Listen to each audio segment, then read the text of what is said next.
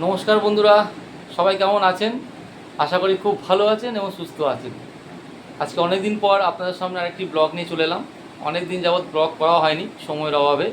তো যাক, আজকে জামাই ষষ্ঠী, তো আমরা দুজনে চললাম জামাই ষষ্ঠী করতে। আশা করি আপনারাও যাচ্ছেন, মজা করবেন, আমরাও খুব মজা করব।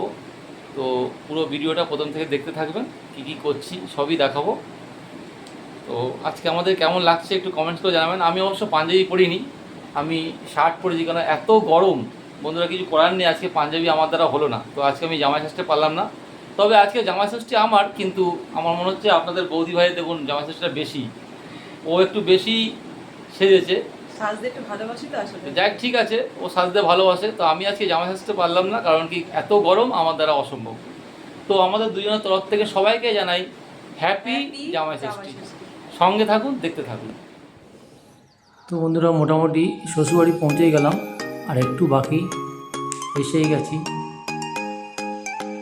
আমাদের বাড়ি থেকে অ্যাকচুয়ালি খুব বেশি দূর না, মোটামুটি আমাদের বাড়ি থেকে প্রায় ধরুন 2 কিলোমিটার রাস্তা। তো ওই জন্যই একটু দেরি করে বেরোনো, দূরে হলে তো তাড়াতাড়ি বেরোনো যেত। ছেলে সকালবেলায় চলে গেছে।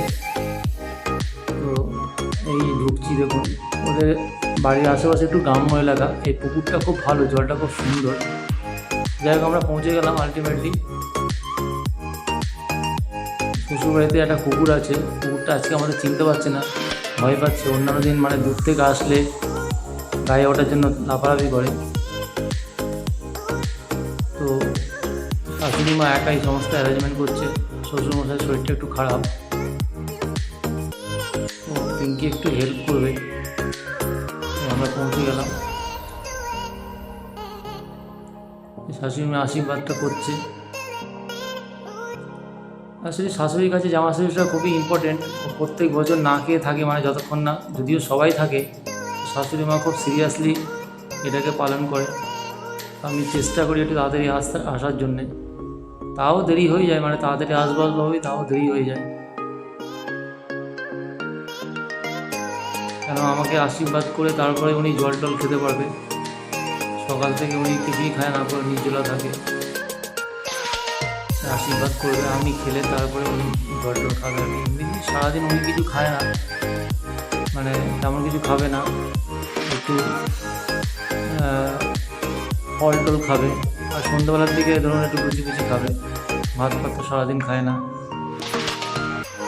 বয়স যেহেতু হয়েছে, তো শাশুড়ি মা আমাকে টাকা দিল, কেন কোনোদিন আমার জন্য কেনে না, আমার পছন্দ হবে কি হবে না, প্রত্যেক বছরই আমাকে টাকা দিয়ে দেয়। তো আমি টাকাই নিই, তো আমিও এই বছর শাশুড়ি মাকেই টাকা দিলাম, গিফট দিইনি, কেন ওনার যা লাগবে সেইভাবে উনি নেবে। এই দেখুন কত ফল। অ্যাকচুয়ালি বন্ধুরা, আমি তো ফল এত খাই না, আপনারা জানেন শরীর খারাপ হওয়ার পর থেকে আমি যে কোনো একটা ফলই সারাদিনে খাই, কিন্তু আজকে অনেক ফলই খেতে হবে, যেহেতু এটা নিয়ম আছে। আর খাই না বলেই আমাকে কম করে দিয়েছে, নাহলে অন্যান্য বার আরও এর থেকে বেশি দেয়। দই জিরাটা আমি খাই, কারণ সকালে দই জিরা আমার খাওয়া হয়, তো সেই অনুযায়ী ঠিক আছে। এদিকে পিঙ্কি একটু লেগে পড়লো কিচেনে, কেন শাশুড়ি মা তো একা, তো রান্নাবান্নাগুলো পিঙ্কি করবে। রান্না আজকে বেশি কিছু করতে বারণ করলাম, মোটামুটি আপনারা দেখতেই পাবেন কী কী রান্না হবে। এটা ইলিশ মাছ করছে পিঙ্কি।